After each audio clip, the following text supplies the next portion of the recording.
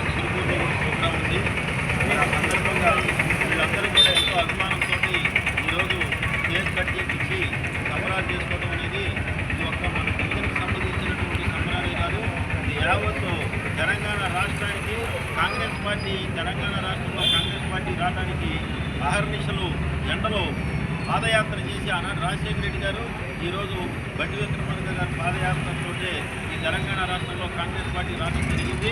ఆనాడు 2024లో మనం ఏదైతే ఓటు ద్వారా బండి విక్రమార్క గారిని గెలిపించుకున్నామో ఆ ఓటుకి ప్రతి ఒక్క ఓటుకి సార్థకత చేసుకుంటూ ఈరోజు రోడ్లు కానీ డ్రైనేజీలు కానీ మరి డ్యాములు కానీ ఏది అయినా సరే ఈ మదిర నియోజకవర్గంలో అడగకుండానే కొన్ని వేల కోట్ల రూపాయలు తీసుకొచ్చి అభివృద్ధి చేసేటటువంటి అభివృద్ధి ప్రదాత మన బండి విక్రమార్క గారు.